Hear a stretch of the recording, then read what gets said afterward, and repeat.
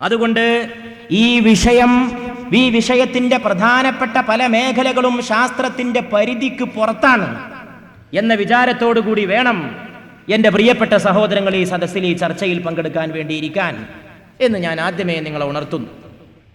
പല വിഷയങ്ങളും ചർച്ചക്ക് ശാസ്ത്രത്തിന് പുറത്താണ്. മരണം എങ്ങനെയാണ് ശാസ്ത്രത്തിന് പറയാൻ സാധിക്കില്ല. സ്വർഗം എങ്ങനെയാണ്, നരകം എങ്ങനെയാണ് പറയാൻ സാധിക്കില്ല. പക്ഷെ എന്നാലും ശാസ്ത്രം പറഞ്ഞുകൊണ്ടിരിക്കുന്ന ചില കാര്യങ്ങളുണ്ട്. അത് തീർച്ചയായും നമ്മുടെ ചർച്ചയിൽ നമ്മൾ അന്വേഷിക്കേണ്ട കാര്യമാണ്. ഉദാഹരണമായിട്ട് ലോകാവസാനം. ഈ ലോകത്തിനൊരു അവസാനമുണ്ട് എന്ന് ഖുർആൻ അടിക്കടി പറയുന്നു. ഈ ലോകത്തിനൊരു അവസാനമില്ല എന്നായിരുന്നു ശാസ്ത്രം ഏറെക്കാലം പറഞ്ഞുകൊണ്ടിരുന്നത്. പക്ഷേ ശാസ്ത്രം ഇന്ന് പറഞ്ഞു വരാൻ തുടങ്ങിയിരിക്കുന്നു, അല്ല, ഈ ലോകം അവസാനിക്കാൻ പോവുകയാണ്. അതിനെ കേന്ദ്രീകരിച്ചുകൊണ്ടാണ് ഈ വിഷയത്തിന്റെ ചർച്ച ഞാൻ മുന്നോട്ട് കൊണ്ടുപോകാൻ ആഗ്രഹിക്കുന്നത്. ഏറ്റവും പുതിയ ശാസ്ത്രീയ ഗവേഷണങ്ങൾ പറയുന്നത് ഈ പ്രപഞ്ചം എല്ലാ കാലവും ഇങ്ങനെ നിലനിൽക്കുകയില്ല എന്നാണ്. ഇതിനൊരു അന്ത്യമുണ്ട് എന്ന് ശാസ്ത്രം നമ്മെ ബോധ്യപ്പെടുത്തിക്കൊണ്ടിരിക്കുന്നു. അതായത് 1400 കാലം മുമ്പ് നിരക്ഷരനായ ഒരു പ്രവാചകൻ ലോകത്തോട് വിളിച്ചു പറഞ്ഞു, സൂര്യൻ ജ്വലിക്കും, സൂര്യൻ പൊട്ടിപ്പിളരും, ആകാശം ചുവക്കും, ആകാശം പിളരും, ഭൂമി നെടുകെ പിളരും, ഭൂമി കിലുക്കം കുലുങ്ങും, ഭൂമി ആകെ തകിട് പൊടിയായി പോകുമെന്നൊക്കെ 1400 മുമ്പ് ഒരു പ്രവാചകൻ ലോകത്തോട് പറഞ്ഞു. എന്നാൽ 20-ാം നൂറ്റാണ്ടിന്റെ ഉത്തരാർദ്ധത്തിൽ 1992 ജീവിച്ചിരിക്കുന്ന നമ്മൾ ഈ ഉത്തരാർദ്ധത്തിലെ ശാസ്ത്രജ്ഞന്മാർ ഈ പറഞ്ഞതിനെ അംഗീകരിക്കാൻ തുടങ്ങിയിരിക്കുന്നുവെന്ന് പറഞ്ഞാൽ അത് അത്ഭുതകരമല്ലേ സഹോദരന്മാരെ? അത് നമുക്ക് അത്ഭുതകരവും ആനന്ദകരവുമല്ലേ? പരിശുദ്ധ ഖുർആൻ നമ്മോട് പറഞ്ഞ കാര്യങ്ങൾ മോഡേൺ സയൻസ്, ആധുനിക ശാസ്ത്രം ശരിവെക്കാൻ തുടങ്ങിയിരിക്കുന്നുവെന്ന സംഗതി എത്രയെത്ര മധുരോദാരമാണ്, എത്രയെത്ര മധുരതരമാണ്, എത്രയെത്ര ആഹ്ലാദജനകമാണ്. ആ വക കാര്യങ്ങളിൽ ശാസ്ത്രത്തിന്റെ സഹായം, ശാസ്ത്രവിജ്ഞാനത്തിന്റെ സഹായം തീർച്ചയായും സ്വീകരിക്കുവാൻ മതവിശ്വാസികൾക്ക് സാധിക്കുന്നതുമാണ്. മാത്രവുമല്ല, ഈ വിഷയത്തിന്റെ ചർച്ചയിൽ ഒരു തെറ്റിദ്ധാരണ ഞാൻ തിരുത്താൻ ആഗ്രഹിക്കുന്നു. മതം ശാസ്ത്രത്തിന്റെ ശത്രുവാണ്, അല്ലെങ്കിൽ ശാസ്ത്രം മതത്തിന്റെ ശത്രുവാണ് എന്ന് ചില ആളുകൾ ധരിച്ചു വശായിട്ടുണ്ട്. അത് ഏറ്റവും വലിയ തെറ്റിദ്ധാരണയാണ്. മതം ഒരു ഭാഗത്ത് പ്രവർത്തിക്കുന്നു, ശാസ്ത്രം വേറെ ഒരു ഭാഗത്ത് പ്രവർത്തിക്കട്ടെ. ശാസ്ത്രത്തിന്റെ സിദ്ധി ഉണ്ടായിട്ടില്ലായിരുന്നെങ്കിൽ ഈ മൈക്ക് ശബ്ദിക്കുമായിരുന്നില്ല. ശാസ്ത്രത്തിന്റെ സിദ്ധിയില്ലായിരുന്നെങ്കിൽ ഈ ബൾബ് കത്തുമായിരുന്നില്ല. ശാസ്ത്രീയ കണ്ടുപിടുത്തങ്ങളില്ലായിരുന്നുവെങ്കിൽ ഈ സുഹൃത്തുക്കൾ ഈ കാണുന്ന യന്ത്രം ഇവിടെ വെച്ചുകൊണ്ട് ഈ പ്രസംഗങ്ങളും യോഗങ്ങളും ഒക്കെ കഴിഞ്ഞ് കൊല്ലങ്ങൾ കഴിഞ്ഞാലും ഇവനിവിടെ വന്നത്, നിങ്ങളിവിടെ വന്നത്, ഇവനിവിടെ പറഞ്ഞത് റെക്കോർഡാക്കി സൂക്ഷിക്കുന്ന ഒരവസ്ഥാവിശേഷം ശാസ്ത്രത്തിന്റെ സഹായമില്ലായിരുന്നുവെങ്കിൽ നമുക്ക് കണ്ടുമുട്ടാൻ സാധിക്കുമായിരുന്നില്ല. കണ്ണിന്റെ ദ്വാരം കൊണ്ട് നോക്കുന്ന ഒരു കൊച്ചു യന്ത്രത്തിലൂടെ നിങ്ങളുടെ രൂപങ്ങൾ ചിത്രമായിട്ടെടുത്ത് അതേ രൂപത്തിൽ സൂക്ഷിക്കാൻ ശാസ്ത്രത്തിന്റെ സഹായമില്ലായിരുന്നുവെങ്കിൽ, ഫോട്ടോഗ്രാഫി എന്ന ആ ശാസ്ത്രത്തിന്റെ സഹായമില്ലായിരുന്നുവെങ്കിൽ നമുക്ക് സാധിക്കുമായിരുന്നില്ല. ഈ സാധനങ്ങളൊക്കെ മതി ആഖിറത്തിനെ കുറിച്ച് അല്ലാഹ് പറഞ്ഞത് ശരിയാണെന്ന് സ്ഥാപിക്കാൻ. മനുഷ്യന്റെ ജീവിതം ലോകത്ത് റെക്കോർഡാക്കേണ്ടതെന്നല്ലേ ഖുർആന്റെ വലിയൊരു വാദം. എല്ലാം റെക്കോർഡാക്കേണ്ട സൂക്ഷിച്ചോ എന്നാണ് അള്ളാഹു ഇടക്കിടക്ക് പറയുന്നത്. നീ എന്ത് ചെയ്തോ റെക്കോർഡാണ്, നീ എന്ത് പറഞ്ഞോ റെക്കോർഡാണ്, നീ എവിടെ അനങ്ങിയോ അത് റെക്കോർഡാണ്. മോഡേൺ സയൻസിന്റെ ഏറ്റവും വലിയൊരു കണ്ടുപിടുത്തം മനുഷ്യ ജീവിതത്തിന്റെ സകലമാന ചലനങ്ങളും റെക്കോർഡാക്കാൻ കഴിയുമെന്നാണ്. ആ റെക്കോർഡാക്കുന്നതിന്റെ തെളിവുകൾ ഈ വേദിയിൽ തന്നെ നടന്നുകൊണ്ടിരിക്കുന്ന എൻ്റെ സഹോദരങ്ങൾക്ക് കാണാൻ സാധിക്കും. അതിലേക്ക് നമ്മുടെ ചർച്ച എത്തിയിട്ടില്ല. അവിടെ എത്തുമ്പോൾ നമുക്ക് അതിനെക്കുറിച്ച് പരിശോധിക്കാം. ഞാൻ പറയുന്നത് ശാസ്ത്രം മതത്തിന്റെ ശത്രുവല്ല. മതമോ അതിനേക്കാൾ വളരെ വിശാലമായ കാര്യങ്ങളെക്കുറിച്ച്, ശാസ്ത്രത്തിന് പോലും ചെന്നെത്താൻ കഴിയാത്ത കാര്യങ്ങളെക്കുറിച്ച്, മനുഷ്യന്റെ ഉത്ഭവത്തെക്കുറിച്ച്, അവന്റെ യാത്രയെക്കുറിച്ച്, അവന്റെ യാത്രയിലെ ഘട്ടങ്ങളെക്കുറിച്ച് എല്ലാം അവന് പറഞ്ഞു കൊടുത്തുകൊണ്ട് അവനെ നല്ലതേത് തീയതേത് എന്നവനെ പഠിപ്പിക്കുന്ന രീതിയാണ് മതം. ഈ മതവും ശാസ്ത്രവും തമ്മിൽ ഏറ്റുമുട്ടേണ്ട ഒരു ആവശ്യമില്ല എന്നാണ് ഞാൻ പറയണത്. മതത്തിന്റെ പണി മതം ചെയ്തോട്ടെ, ശാസ്ത്രത്തിന്റെ പണി ശാസ്ത്രം ചെയ്തോട്ടെ, രണ്ടും സഹായിക്കാണ് വേണ്ടത്. കണ്ടില്ലേ, ഈ മൈക്ക് ഇവിടെ പ്രവർത്തിക്കുന്നു, ഇത് ശാസ്ത്രമാണ്. ഇതിലൂടെ പറയുന്ന കാര്യം മതപരമായ കാര്യമാണ്. ഏറ്റുമുട്ടുന്നുണ്ടോ? ഇല്ല, കൈകോർത്ത് പിടിക്കുകയാണ്. ഈ സഹകരണമാണ് ഇന്ന് ആവശ്യം, മതവും ശാസ്ത്രവും തമ്മിൽ. പക്ഷേ മതവും ശാസ്ത്രവും തമ്മിൽ ചിലപ്പോൾ ഏറ്റുമുട്ടാറുണ്ട്, ഞാനത് അംഗീകരിക്കുന്നു. എപ്പോ, എവിടെ? ശാസ്ത്രത്തിന്റെ അല്പവിവരജ്ഞന്മാരായ അനുയായികളാണ് ആ കുഴപ്പമുണ്ടാക്കാറുള്ളത്. കുറച്ച് ശാസ്ത്രം പഠിക്കുമ്പോഴേക്ക് എല്ലാം പഠിച്ചു എന്ന് പറയുന്ന ആളുകൾ, അവരാണ് ഈ കുഴപ്പമുണ്ടാക്കുന്നത്. അതായത് തുറന്നു പറഞ്ഞാൽ ഒരു SSLCയോ പ്രീ ഡിഗ്രിയോ ഒരു BSCയോ MSCയോ ഏറിയാലൊരു ഡോക്ടറേറ്റോ ഏതെങ്കിലും ഒരു ശാസ്ത്ര ശാഖയിൽ എടുക്കുമ്പോഴേക്ക് ദൈവമില്ല, അവൻ പ്രഖ്യാപിച്ചു കളഞ്ഞു. ലോകത്തിന് അന്ത്യമില്ല, അവൻ സ്ഥാപിച്ചു കഴിഞ്ഞു. ഈ ലോകം വെറുതെ ഉണ്ടായതാണ്, സ്വയംഭൂവാണ്, അത് ശാസ്ത്രീയമായിട്ടുണ്ടായതാണ്, അവനങ്ങ് പ്രചരിപ്പിച്ചു കഴിഞ്ഞു. ഇങ്ങനെ ശാസ്ത്രത്തിന്റെ അടിസ്ഥാനപരമായ വിശകലനത്തിൽ പോലും എത്തിപ്പെടാത്ത കാര്യങ്ങളെ ശാസ്ത്ര പൂജകന്മാരെന്ന് വിശേഷിപ്പിക്കപ്പെടാവുന്ന ചില സുഹൃത്തുക്കൾ അതിരുകടന്നിട്ട് അവതരിപ്പിക്കുവാനും സിദ്ധാന്തിക്കുവാനും തുടങ്ങി. അതാണ് ശാസ്ത്രവും മതവും തമ്മിൽ സംഘട്ടനമുണ്ടോ എന്ന ഒരവസ്ഥാവിശേഷം ഉണ്ടാക്കിയത്. അത് ആദ്യം ഉണ്ടായത് യൂറോപ്പിലാണ്, ഇവിടെയല്ല. യൂറോപ്പിലാണ് മതവും ശാസ്ത്രവും തമ്മിൽ ആദ്യത്തെ സംഘട്ടനം ഉണ്ടാകുന്നത്. അതിന് കാരണം ഇസ്ലാമും അല്ല, വേറെ ചില മതങ്ങളുടെ ചുറ്റുപാടുകളാണ്. ഞാൻ അതിലേക്ക് പ്രവേശിക്കുന്നില്ല. അത് പറയുമ്പോൾ വേറെ ചിലതൊക്കെ പറയേണ്ടി വരും. ചില മതങ്ങൾ ശാസ്ത്രത്തിനെതിരെ തിരിഞ്ഞിട്ടുണ്ട്. ശാസ്ത്രത്തിന്റെ എന്തെങ്കിലും ഒരു സിദ്ധാന്തം പറയുമ്പോഴേക്ക് അവനെ തൂക്കിലേറ്റാൻ വരെ ചില ആളുകൾ മുന്നോട്ട് വന്നു. ഉദാഹരണമായിട്ട് എൻ്റെ സഹോദരങ്ങൾ കേട്ട് കാണും, ഒരു ഗ്രീക്ക് ശാസ്ത്രജ്ഞൻ, അദ്ദേഹം പറഞ്ഞു സൂര്യൻ ചലിക്കുന്നു. അന്നത്തെ ഒരു മതം പറഞ്ഞു സൂര്യൻ ചലിക്കുന്നില്ല. യൂറോപ്പിലെ ഒരു പ്രധാനപ്പെട്ട മതം പറഞ്ഞു സൂര്യൻ ചലിക്കുന്നില്ല. ആ ശാസ്ത്രജ്ഞൻ പറഞ്ഞു സൂര്യൻ ചലിക്കുന്നു. അതിനെതിരെ വിപ്ലവമുണ്ടായി, ഒച്ചപ്പാടുണ്ടായി. അപ്രകാരം തന്നെ ഭൂമി ചലിക്കുന്നു എന്നൊരു ശാസ്ത്രജ്ഞൻ പറഞ്ഞു. വേറെ ചില ആളുകൾ പറഞ്ഞു, അന്നത്തെ മതപുരോഹിതന്മാർ പറഞ്ഞു ഭൂമി ചലിക്കുന്നില്ല. കോപ്പർനിക്കസിനെ നിങ്ങൾക്ക് ഓർമ്മയുണ്ടാകും. കോപ്പർനിക്കസ് പ്രഗത്ഭനായ ശാസ്ത്രജ്ഞനായിരുന്നു. അദ്ദേഹം പറഞ്ഞു ഭൂമിക്ക് ചലനമുണ്ട്. ഈ മതപുരോഹിതന്മാർ പറഞ്ഞു ഇല്ല. ഇദ്ദേഹത്തെ വിചാരണ ചെയ്യാൻ തീർച്ചപ്പെടുത്തി. പള്ളിയിലേക്ക് കൊണ്ടുവന്നു, ചർച്ചിൽ കൊണ്ടുവന്ന് അദ്ദേഹത്തെ കൊണ്ട് ആണയിട്ട് പറയിപ്പിച്ചു, ഭൂമി ഇളകുന്നില്ല എന്ന് പറ. അദ്ദേഹം അവിടെ വെച്ച് പറഞ്ഞു ഭൂമി ഇളകുന്നില്ല. ജീവൻ ബാക്കി കിട്ടാൻ, സമുദായത്തിൽ നിന്ന് ബഹിഷ്കരിക്കപ്പെടാതിരിക്കാൻ അദ്ദേഹം പറഞ്ഞു. ചരിത്ര പുസ്തകത്തിൽ പറയുകയാണ്, ആ ദേവാലയത്തിന്റെ പടവുകൾ തിരിച്ചു വരുമ്പോൾ ഇറങ്ങി വരവേ ഈ ശാസ്ത്രജ്ഞനായ കോപ്പർനിക്കസ് ആകാശത്തിലേക്ക് വിരൽ ചൂണ്ടിക്കൊണ്ട് പറഞ്ഞു, ജീവൻ രക്ഷപ്പെടുത്താൻ ഞാനാ പറഞ്ഞത് അവിടെ പറഞ്ഞുവെങ്കിലും ഞാൻ പിന്നെയും പറയുന്നു ഭൂമി ചലിക്കുന്നു. ഇങ്ങനെ ശാസ്ത്രത്തിന്റെ കണ്ടുപിടുത്തങ്ങളെ അടിച്ചമർത്താൻ മതപുരോഹിതന്മാർ ചില മതങ്ങളുടെ പേരിൽ ശ്രമിച്ചു. അപ്പൊ ശാസ്ത്രവും മതവും തമ്മിൽ സംഘട്ടനമായി. പക്ഷെ ഇങ്ങനെ ഒരു സംഘട്ടനം ഇസ്ലാമിന്റെ കാര്യത്തിൽ ഉത്ഭവിക്കുന്നേയില്ല. എന്തുകൊണ്ട്? ഇസ്ലാം ശാസ്ത്രത്തിന്റെ കാര്യത്തിലൊക്കെ വളരെ വിശാലമായൊരു കാഴ്ചപ്പാട് നേരത്തെ സ്വീകരിച്ചിട്ടുണ്ട്. ഇസ്ലാം സൂര്യൻ ചലിക്കുന്നു എന്ന് 14 പറഞ്ഞു. അന്ന് സൂര്യൻ ചലിക്കുന്നില്ല എന്നായിരുന്നു ശാസ്ത്രത്തിന്റെ കണ്ടുപിടുത്തം. എന്നാൽ ഇന്ന് ശാസ്ത്രം പറയാൻ തുടങ്ങിയിരിക്കുന്നു സൂര്യൻ ചലിച്ചുകൊണ്ടിരിക്കുകയാണ്. അതിലേക്ക് ഞാൻ ദീർഘമായിട്ട് കടന്നു ചെല്ലുന്നില്ല. എൻ്റെ സഹോദരങ്ങൾക്കറിയാൻ സാധിക്കും, ഈ കാറ്റ് അടിച്ചിട്ട് ആ കാറ്റിലൂടെ പൂമ്പൊടി പറന്നു വന്നിട്ട് ആൺപൂവിൻ്റെ പരാഗവും പെൺപൂവിൻ്റെ പരാഗവും തമ്മിൽ സമ്മേളിച്ചിട്ടാണ് വള്ളികളിലും മരങ്ങളിലും കായ്കളുണ്ടാകുന്നത് എന്ന് 14 മുമ്പ് അറേബ്യയിൽ ജീവിച്ചിരുന്ന കാട്ടറബികൾക്ക് അറിവുണ്ടായിരുന്നുവെന്നൊരു ഓറിയന്റലിസ്റ്റായ യൂറോപ്യൻ ചരിത്രകാരൻ എഴുതി വെച്ചിരിക്കുകയാണ്. നമ്മൾ മനസ്സിലാക്കണം, കാറ്റടിച്ചിട്ട് പൂമ്പൊടി കാറ്റിൽ കൂടി പറന്നു പോകും. അങ്ങനെ പറന്നു പോകുന്ന പൂമ്പൊടി കാറ്റ് കൊണ്ടുപോയിട്ട് ഒരു പൂവിൻ്റെ പൊടി മറ്റേ പൂവിൽ കൊണ്ടുപോയിട്ടിട്ട് മനുഷ്യന്മാർക്കിടയിലും ജന്തുക്കൾക്കിടയിലും നടക്കുന്ന ഇണചേരൽ, സംസർഗം, അതുപോലുള്ളൊരു പരിപാടി വൃക്ഷങ്ങൾക്കിടയിലും സസ്യങ്ങൾക്കിടയിലും നടക്കുന്നുണ്ട്. അതുകൊണ്ടാണ് പൂവ് കായാവണത്. തുറന്ന് പറഞ്ഞാൽ മത്തങ്ങ ഉണ്ടാവണത് മത്തങ്ങയുടെ ആൺപൂവിൻ്റെ പരാഗം പെൺപൂവിൽ പോയി വീണിട്ടാണ്. അത് കൊണ്ടുപോയിട്ട് രണ്ടാളും ഇണക്കുന്ന ആൾ കാറ്റാണെന്ന് അറബികൾക്കറിയാമായിരുന്നു. കാട്ടറബികളായ ആളുകൾക്കറിയാമായിരുന്നുവെന്ന്. ഇത് ശാസ്ത്രം കണ്ടുപിടിച്ചിട്ട് 10-20 കൊല്ലമേ ആയിട്ടുള്ളൂ. എങ്ങനെ ഈ 14 നൂറ്റാണ്ട് കാലം മുമ്പ് കാട്ടറബികൾക്ക് ഇതിനെക്കുറിച്ച് അറിവുണ്ടായി? പരിശുദ്ധ ഖുർആൻ അവരെ പഠിപ്പിച്ചു.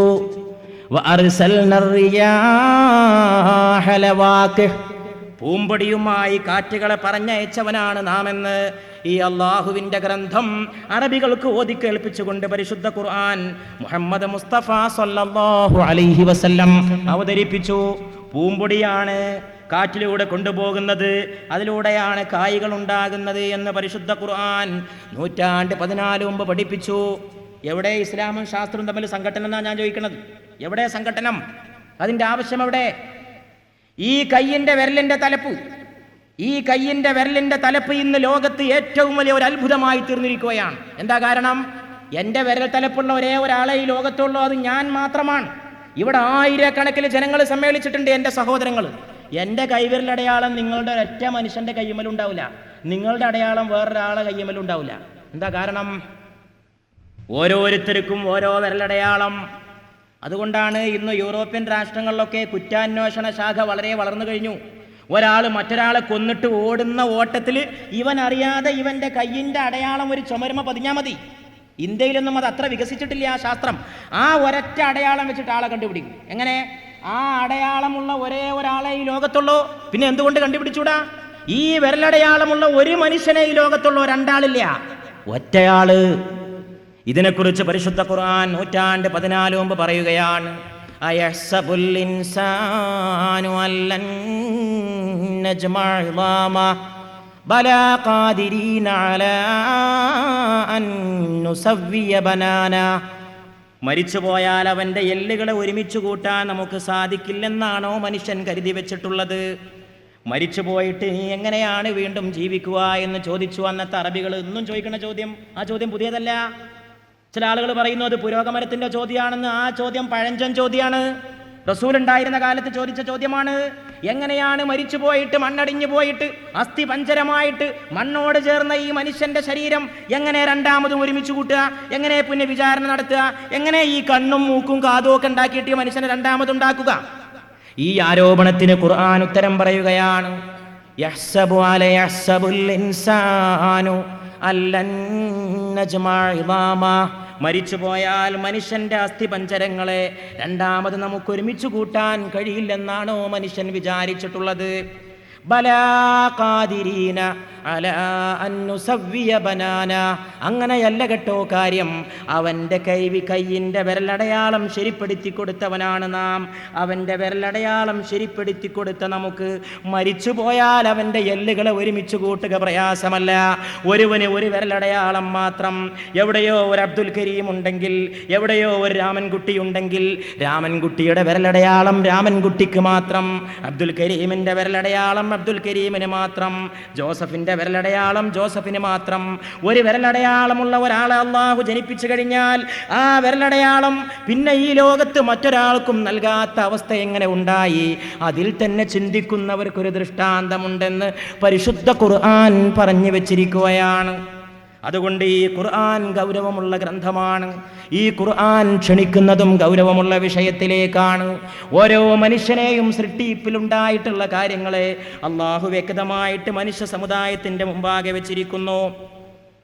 അതുകൊണ്ട് ശാസ്ത്രവും മതവും തമ്മിൽ സംഘട്ടനം വേണ്ട. ബുദ്ധിക്കും യുക്തിക്കും വിധേയമായ കാര്യങ്ങളെപ്പറ്റി മാത്രം അഭിപ്രായം പറയാനേ ശാസ്ത്രത്തിന് കഴിയുള്ളൂ.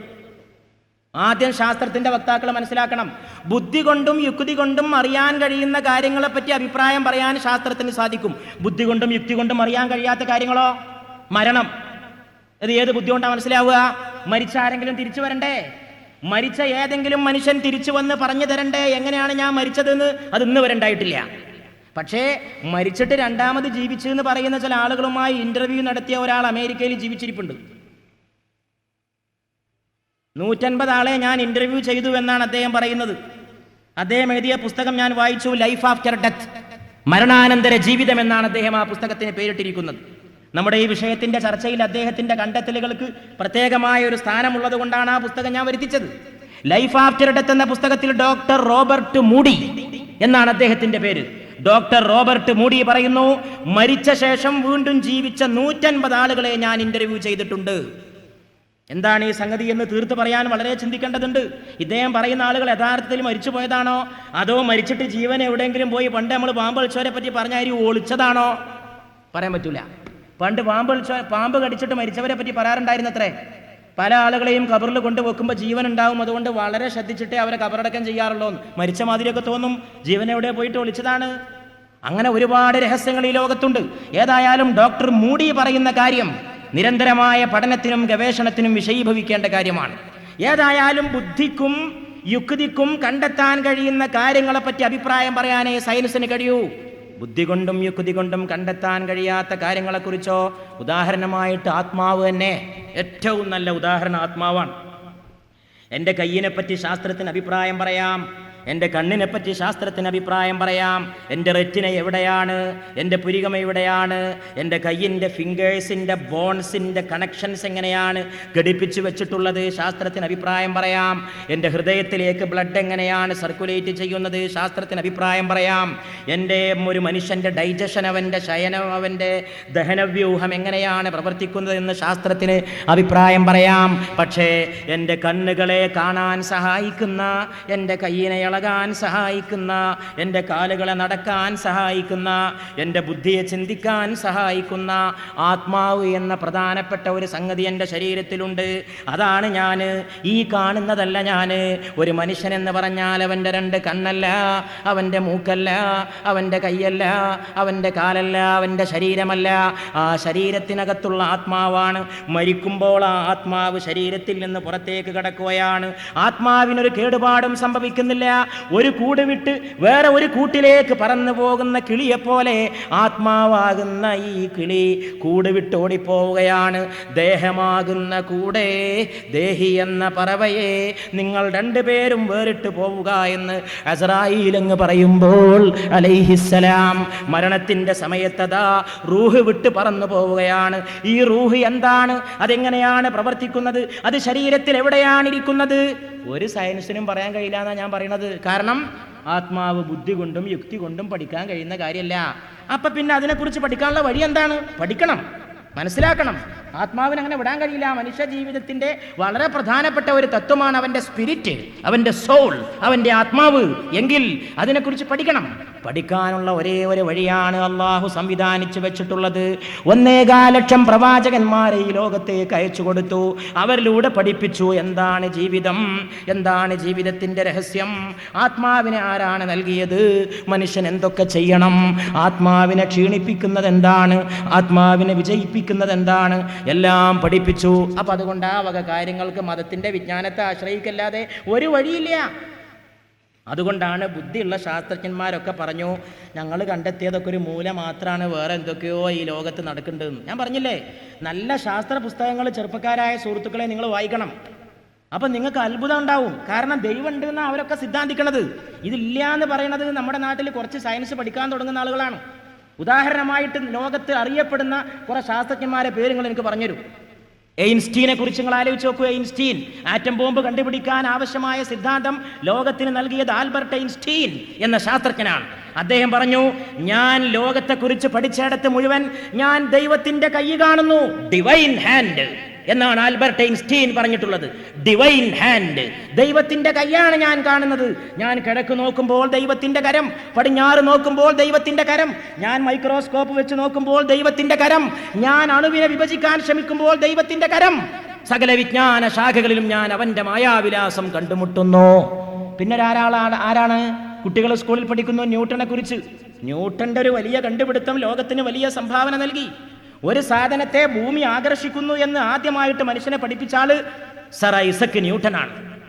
ഒരു ദിവസം തൻ്റെ വീട്ടിലെ ആപ്പിൾ മരത്തിൻ്റെ ചുവട്ടിൽ കാറ്റുകൊള്ളാൻ ന്യൂട്ടൻ പോയി ഇരുന്നിട്ടില്ലായിരുന്നുവെങ്കിൽ ആ വലിയ സിദ്ധാന്തം ലോകത്തിന് ലഭിക്കുമായിരുന്നില്ല. ന്യൂട്ടൻ ഇങ്ങനെ കാറ്റുകൊള്ളാൻ വേണ്ടി ആപ്പിൾ മരത്തിൻ്റെ ചുവട്ടിൽ പോയിരുന്നപ്പോൾ ഒരു ആപ്പിളും കിട്ട് വീണു. ന്യൂട്ടൻ ആലോചിച്ചത് എന്താ അത് കീഴ്പോട്ട് വീഴാൻ, എന്തുകൊണ്ട് മേൽപോട്ട് പോയില്ല എന്നാണ്. അങ്ങനെ ശാസ്ത്രജ്ഞന്മാരായ ബുദ്ധിയുള്ളവർ ചിന്തിക്കുക. അവരെപ്പോഴും എതിരായിട്ട് ചിന്തിക്കും. എതിരായിട്ട് ചിന്തിക്കുന്നവർക്ക് എന്തെങ്കിലും കണ്ടുപിടിക്കാനും കഴിയൂ. ഒഴുക്കിന് അനുകൂലമായിട്ട് ചിന്തിക്കുന്നവർക്ക് ലോകത്തിന് പുതിയതൊന്നും കൊടുക്കാൻ കഴിയില്ല. ഒഴുക്കിനെതിരെ ചിന്തിക്കണം. ഒഴുക്കിനെതിരെ ചിന്തിക്കുന്നവർക്ക് മാത്രമേ ലോകത്തിനൊരു നന്മ നൽകാൻ സാധിക്കൂ. ന്യൂട്ടൻ ചിന്തിച്ചു, എന്തുകൊണ്ട് ആപ്പിൾ താഴോട്ട് വന്നു, എന്തുകൊണ്ട് മേലോട്ട് പോയില്ല. അങ്ങനെ പഠിച്ചപ്പോൾ ന്യൂട്ടൻ കണ്ടെത്തി, ഭൂമിക്കൊരു സ്വഭാവമുണ്ട്. ഏത് സാധനത്തെയും അതിൻ്റെ കേന്ദ്രത്തിലേക്ക് ഭൂമി പിടിച്ചു വലിച്ച് ആകർഷിക്കുന്നു. ആപ്പിൾ വീഴാൻ പോകുമ്പോഴേക്ക് ഭൂമി പിടിച്ചു വലിച്ചു. അതാണ് ഗ്രാവിറ്റേഷൻ തിയറി, ആകർഷണ സിദ്ധാന്തം. ഇത് കണ്ടുപിടിച്ച സർ ഐസക് ന്യൂട്ടൻ ലോകത്തോട് പറഞ്ഞു, ഈ പ്രപഞ്ചത്തിൽ ദൈവീകമായ പല സംഗതികളും നടക്കുന്നു, അത് മുഴുവൻ കണ്ടുപിടിക്കാൻ നമുക്ക് പ്രയാസമാണ്. ഇനി ആരാ ശാസ്ത്രജ്ഞൻ? മനുഷ്യൻ കുരങ്ങിലൂടെ ഉണ്ടായതാണ് എന്ന് പറഞ്ഞ ആളാണ് ഡാർവിൻ. ആ ഡാർവിൻ വരെ പറഞ്ഞത് ദൈവത്തിന് ഞാൻ അംഗീകരിക്കേണ്ടി വന്നിരിക്കുന്നു എൻ്റെ പഠനം കൊണ്ട് എന്നാണ്. ഡാർവിൻ ദൈവവിശ്വാസിയായിരുന്നു. അത് ഏറ്റവും വലിയ അത്ഭുതമാണ്. ചില ആൾക്കാർ മനസ്സിലാക്കി വെച്ചിട്ടുള്ളത് മനുഷ്യൻ കുരങ്ങുന്നുണ്ടായി എന്ന് പറഞ്ഞ ഡാർവിൻ ദൈവവിശ്വാസിയല്ല എന്നാണ്. ഡാർവിൻ ഒരു ഒന്നാന്തരം ദൈവവിശ്വാസിയായിരുന്നു. അതുകൊണ്ട് ശാസ്ത്രജ്ഞന്മാർ ദൈവനിഷേധികളാണെന്ന സിദ്ധാന്തം ശരിയല്ല. യഥാർത്ഥമായ ശാസ്ത്രത്തിലേക്ക് വരുമ്പോൾ ദൈവത്തിൻ്റെ കഴിവുകളെ കണ്ടെത്താൻ സാധിക്കും, സൃഷ്ടാവിനെ അറിയാൻ സാധിക്കും. ശാസ്ത്രത്തിനപ്പുറമുള്ള കാര്യങ്ങളെക്കുറിച്ച് മതം അഭിപ്രായം പറയുമ്പോൾ അത് അംഗീകരിക്കാനുള്ള ഒരു സന്മനസ് ശാസ്ത്രത്തിൻ്റെ ആളുകളും കാണിച്ചാൽ മതി. എന്നാൽ ഈ കുഴപ്പമോടെ അവസാനിക്കും, മതവും ശാസ്ത്രവും തമ്മിലുള്ള ഏറ്റുമുട്ടൽ. അങ്ങനെയുള്ള ഒരു ശാസ്ത്രമാണ് പരലോകം. ആ പരലോകം ഖുർആൻ വളരെ ഗൗരവത്തോടെ ചർച്ച ചെയ്യുന്നു. തമാശ പോലെ ഖുർആൻ അതിനെക്കുറിച്ച് ചർച്ച ചെയ്തിട്ടില്ല. വളരെ അതീവമായ ഗൗരവത്തിൻ്റെ ഭാഷയിൽ പരിശുദ്ധ ഖുർആൻ അതിനെ ചർച്ച ചെയ്തിരിക്കുകയാണ്. നമ്മുടെ ഈ ചർച്ചയുടെ തന്നെ പ്രിയപ്പെട്ടവരെ ഒരു അടിസ്ഥാനം ഖുർആനാണ്. അധികവും ഈ ചർച്ചയിൽ ഉദ്ധരിക്കാൻ നമ്മൾ ആഗ്രഹിക്കുന്ന ഏക ഗ്രന്ഥം പരിശുദ്ധ ഖുർആനാണ്. അതുകൊണ്ട് ഇതൊരു ഖുർആന്റെ സമ്മേളനം എന്ന് വിളിച്ചാൽ പോലും ഈ സമ്മേളനത്തിന് വിരോധമില്ല എന്ന് എനിക്ക് തോന്നുന്നു. നമ്മൾ ഈ പാറപ്പുറത്ത് സംഘടിപ്പിച്ചിട്ടുള്ളത് ഒരു ഖുർആൻ സമ്മേളനമാണ്. ഖുർആൻ പരലോകത്തെക്കുറിച്ച് എന്ത് പറഞ്ഞു എന്നുള്ളതാണ് നമ്മൾ അന്വേഷണം. എന്നിട്ട് ശാസ്ത്രം അതിനെക്കുറിച്ച് എന്ത് പറഞ്ഞു? ഖുർആൻ പറഞ്ഞതിന് വ്യാഖ്യാനമായിട്ട് മുഹമ്മദ് മുസ്തഫ സല്ലല്ലാഹു അലൈഹി വസല്ലമയുടെ ഹദീസിൽ എന്ത് കാണുന്നു? റമദാൻ ശരിക്ക് ഖുർആനെ പറ്റി ചർച്ച ചെയ്യാനുള്ള നല്ല അവസരമാണ്. ശഹ്റു റമദാനല്ലദീ ഉൻസില ഫീഹിൽ ഖുർആൻ ഹുദൽ ലിന്നാസി വബയ്യിനാതിൻ മിനൽ ഹുദാ വൽ ഫുർഖാൻ. പരിശുദ്ധ ഖുർആൻ അവതരിപ്പിക്കപ്പെട്ട മാസമാണ് ഈ റമദാൻ എന്ന് അല്ലാഹു പറയുന്നു. എങ്കിൽ ആ റമദാൻ അല്ലാഹുവിൻ്റെ ഗ്രന്ഥത്തെക്കുറിച്ച് ചർച്ച ചെയ്യാനുള്ള അവസരവുമായിരിക്കട്ടെ. പരിശുദ്ധ ഖുർആൻ ഒരുപാട് ദൃഷ്ടാന്തങ്ങൾ ലോകത്തിൻ്റെ മുമ്പാകെ വെച്ചു. പലതും തെളിഞ്ഞുകൊണ്ടിരിക്കുന്നു, ഇനിയും ചിലത് തെളിയാനിരിക്കുന്നു. പലതും തെളിഞ്ഞു, ചിലത് തെളിയാൻ പോണ്. ഒരൊറ്റ ഉദാഹരണം ഞാൻ പറഞ്ഞോട്ടെ സുഹൃത്തുക്കളെ. ഏഴാം ആകാശം എന്നൊക്കെ ഉണ്ടല്ലോ ഖുർആനിൽ. ആകാശം ഏഴാന്നാണ് ഖുർആന്റെ സിദ്ധാന്തം. സബ്അ സമാവാത്ത് ഖുർആൻ എപ്പോഴും പറയുന്നു ഏഴാകാശം. മലക്കുകൾ ഏഴാകാശത്തു നിന്നും ഇറങ്ങി വരികയാണ്. പരലോകത്തുള്ള ഒരു കാഴ്ചയെപ്പറ്റി അള്ളാഹുവിൻ്റെ റസൂല് പറയുകയാണ്. മഹ്ശറ മൈതാനിയിൽ ആളുകൾ സമ്മേളിച്ചിരിക്കുന്ന നേരത്ത് അള്ളാഹു എവിടെ എന്നെല്ലാവരും ചോദിക്കുമ്പോൾ റസൂല് ചെന്നുകൊണ്ട് അള്ളാഹുവിൻ്റെ മുമ്പിൽ സുജൂദിൽ വീണ് കിടക്കുകയാണ്. അള്ളാഹുവേ ഒന്ന് എഴുന്നള്ളണേ. ആളുകൾ അവിടെ കാത്തിരിക്കുകയാണ്. ജനങ്ങൾ കഷ്ടപ്പാടിലാണ്. വിചാരണ ഒന്ന് തുടങ്ങണേ. കോടാനുകോടി വർഷങ്ങൾ വരെ മഹ്ശറയിൽ നിർത്തിയേക്കുമെന്ന് പരിശുദ്ധ ഗ്രന്ഥങ്ങളിൽ നിന്ന് നമുക്ക് കാണാൻ സാധിക്കുന്നു. ആ സമയത്ത് അള്ളാഹുവിൻ്റെ റസൂല് കടന്നു ചെന്നുകൊണ്ട് സുജൂദിൽ വീണ് കിടക്കുമ്പോൾ അള്ളാഹു വിളിച്ചെഴുന്നേൽപ്പിക്കുകയാണ്, മുഹമ്മദേ എഴുന്നേൽക്ക്, ഞാനിതാ വരാൻ പോണ്. അങ്ങനെ അള്ളാഹുവിൻ്റെ റസൂല് തിരിച്ചെത്തി ജനങ്ങൾക്കിടയിലെത്തുമ്പോൾ ആളുകൾ ചോദിക്കുന്നു, അള്ളാഹു എവിടെ? റസൂല് പറയുന്നു, അള്ളാഹു എഴുന്നള്ളാൻ പോവുകയാണ്. പെട്ടെന്നതാ കോടാനുകോടി വരുന്ന തലമുറകൾ മഹ്ശറ മൈതാനിയിൽ സമ്മേളിച്ചിട്ട് ലോകത്തിലെ ഏറ്റവും വലിയ മഹാസമ്മേളനം ചേർന്നുകൊണ്ടിരിക്കെ എന്തെന്നില്ലാത്ത ഒരു ശബ്ദം മുഴങ്ങുകയാണ്. അള്ളാഹു വരികയാണോ എന്ന് നോക്കുമ്പോൾ അള്ളാഹുവല്ല, ഒന്നാം ആകാശത്തിലെ മലക്കുകൾ വന്ന് ചേരുകയാണ്. ഈ ഭൂലോകത്ത് ജീവിച്ചു പോയ സകല മനുഷ്യരുടെയും എണ്ണം എത്രയുണ്ടോ അതിലേറെയുണ്ട് ഒന്നാം ആകാശത്തിലെ മലക്കുകളെന്ന് മുഹമ്മദ് മുസ്തഫ സല്ലല്ലാഹു അലൈഹി വസഹബിഹി വസല്ലം പറയുകയാണ്. അവരോട് ആളുകൾ ചോദിക്കുന്നു, അല്ല എവിടെ? അല്ല ഒന്ന് എഴുന്നള്ളുമോ? മലക്കുകൾ പറയുന്നു, അല്ല ഇറങ്ങാൻ പോണ്. കുറച്ച് കഴിഞ്ഞപ്പോൾ അതാ ഒരു ഭീകരമായ ശബ്ദം കേൾക്കുന്നു. അപ്പോഴേക്ക് ആകാശഗോളങ്ങളൊക്കെ അങ്ങ് തിളങ്ങുകയാണ്. അന്ന് ആകാശം ഗോളം ഉണ്ടാവുമെന്നായിരിക്കും അപ്പം സംശയം. ഇതൊക്കെ നശിപ്പിച്ചിട്ട് രണ്ടാമത് സൃഷ്ടിക്കുന്നതാണ് ഖുർആൻ പറയുന്നത്. ഒക്കെ നശിപ്പിച്ച് തകർത്ത് തരിപ്പണാക്കിയിട്ട് രണ്ടാമതൊരു സൃഷ്ടിയുണ്ട്. അതും സയൻസ് അംഗീകരിക്കുന്നുണ്ട്. അതാണ് ഏറ്റവും രസകരമായ സംഗതി. ഇപ്പൊ ശാസ്ത്രം പറഞ്ഞത് സിംഗുലാരിറ്റിയിൽ നിന്ന് തുടങ്ങിയ പ്രപഞ്ചം സിംഗുലാരിറ്റിയിലേക്ക് മടങ്ങുന്നതാണ്, തുടങ്ങിയിടത്തേക്ക് മടങ്ങുന്നു. അതായത് ആ സൃഷ്ടി പിന്നെയും നടക്കുന്നതാണ്. ആലോചിക്കണം, അള്ളാഹു അവന്റെ ഗ്രന്ഥത്തിൽ പറഞ്ഞ കാര്യങ്ങളൊക്കെ ബുദ്ധിയുള്ള മനുഷ്യന്മാരെങ്ങനെ അംഗീകരിക്കുന്നു എന്ന് ചെറുപ്പക്കാരെ നിങ്ങൾ ഇന്ന് ചിന്തിക്കണം. അങ്ങനെ ഒരു ചിന്ത ഉണ്ടാക്കാൻ കഴിഞ്ഞാൽ നമ്മൾ ഈ കൂടിയതും കേട്ടതും പറഞ്ഞതൊക്കെ അള്ളാഹുവിൻ്റെ അടുക്കൽ കബൂലായ അമലാണ്. രണ്ടാം ആകാശത്തിലെ മലക്കുകൾ വന്ന് ഇറങ്ങി നിൽക്കുമ്പോൾ അവരോട് ചോദിക്കുന്നു, അള്ളാഹു എവിടെ? അള്ളാഹു എഴുന്നള്ളാൻ പോവുകയാണെന്ന് അവരും പറയും. അപ്പോഴേക്ക് ആകാശഭൂമികളെല്ലാം എന്തെന്നില്ലാത്ത വെളിച്ചം കൊണ്ട് പരക്കുന്നു.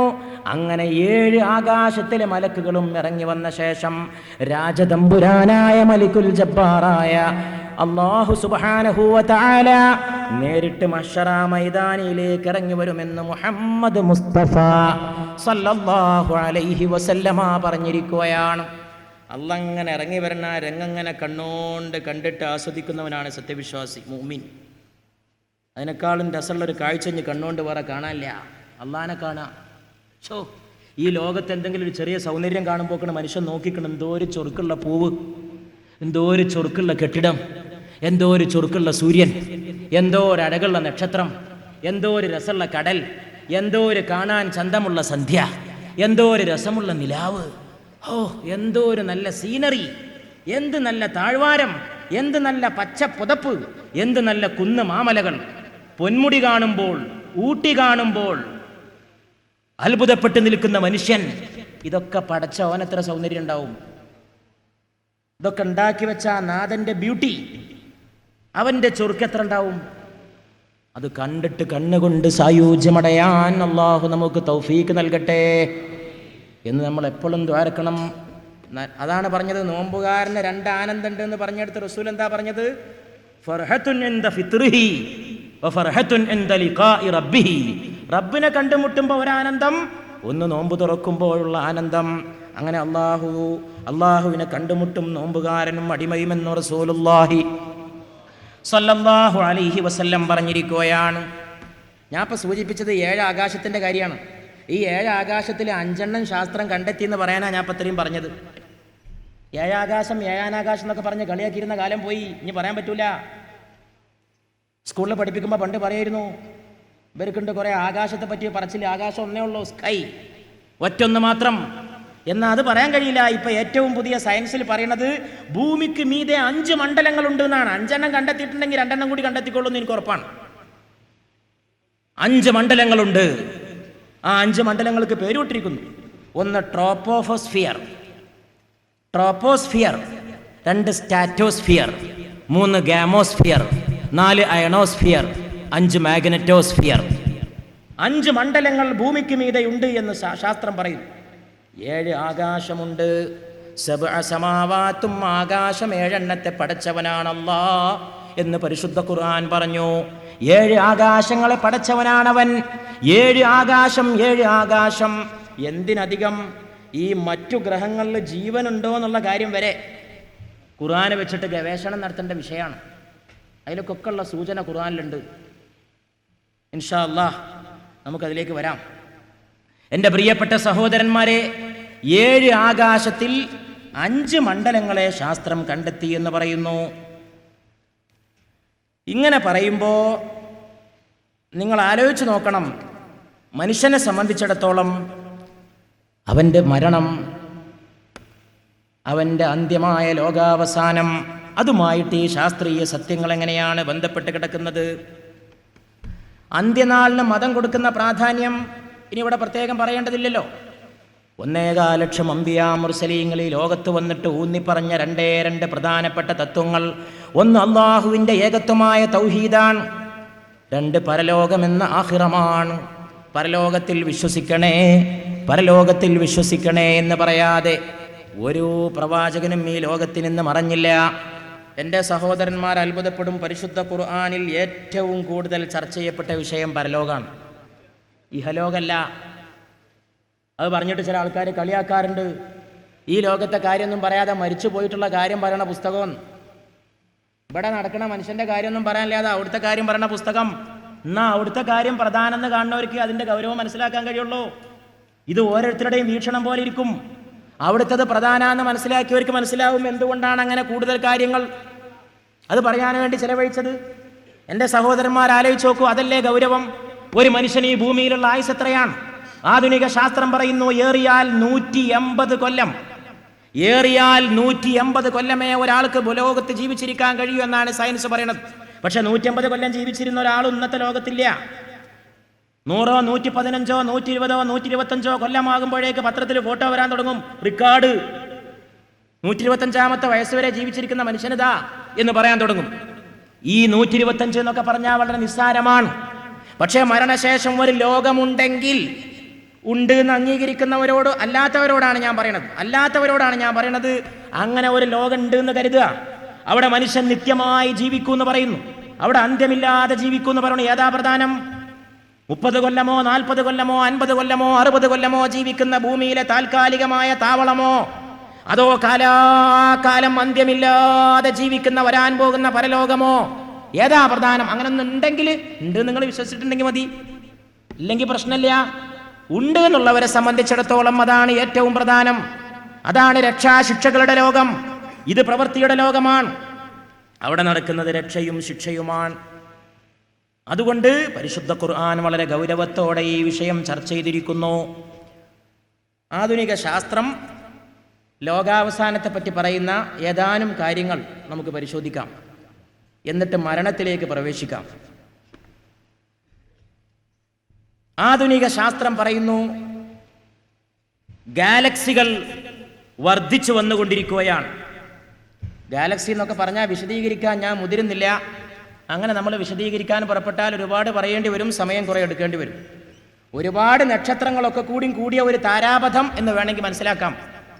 ഒരുപാട് നക്ഷത്രങ്ങളുടെ ഒരു കൂട്ടം, ഒരുപാട് ആകാശഗോളങ്ങളുടെ ഒരു കൂട്ടത്തെ ഒരു ഗാലക്സി എന്ന് വിളിക്കുന്നു. ഒരുപാട് ഗാലക്സികളുണ്ട് ശൂന്യാകാശത്ത്, അണ്ഡകടാഹത്തിൽ ധാരാളം ഗാലക്സികൾ. ഈ ഗാലക്സികൾ വികസിക്കുന്നുവെന്നാണ് ശാസ്ത്രം പറയുന്നത്. 100 ഇരട്ടിയോളം വികസിക്കും എന്ന് പറയുന്നു. അങ്ങനെ വികസിച്ചു കഴിഞ്ഞാൽ ചൂട് കൂടും, ഊഷ്മാവ് വർദ്ധിക്കും. ഈ ചൂട് കൂടൽ ഇതിന്റെ നാശത്തിലേക്കുള്ള തുടക്കമാണ് എന്ന് സയൻസ്. ചൂട് കൂടുമത്രേ, പ്രപഞ്ചത്തിൽ ചൂട് കൂടുമെന്ന് ശാസ്ത്രം പറയുന്നു. ചൂട് കൂടിയിട്ട് അവസാനം എന്ത് സംഭവിക്കും? ചൂട് കൂടുമ്പോൾ അത് അന്ത്യത്തിലേക്കടുക്കും. ചൂട് കൂടുന്നുണ്ടോ? ഞാൻ ഈ സദസ്സിലിരിക്കുന്ന സഹോദരന്മാരോട് ചോദിക്കുന്ന പുസ്തകമൊന്നും വായിക്കേണ്ട, എന്താ നിങ്ങളുടെ അഭിപ്രായം? ലോകത്ത് ചൂട് കൂടുകയാണോ കുറയാണോ? 10 കൊല്ലം മുമ്പുണ്ടായിരുന്ന വേനൽക്കാലത്തിന്റെ ചൂടും ഇപ്പോഴുള്ള വേനൽക്കാലത്തിന്റെ ചൂടും തമ്മിൽ എങ്ങനെയുണ്ട്? ഒന്ന് താരതമ്യം ചെയ്ത് നോക്കി. അപ്പൊ മനസ്സിലാകും ചൂട് കൂടുകയാണ്. ഓരോ കൊല്ലവും ചൂട് വർദ്ധിച്ചുകൊണ്ടിരിക്കുകയാണ്.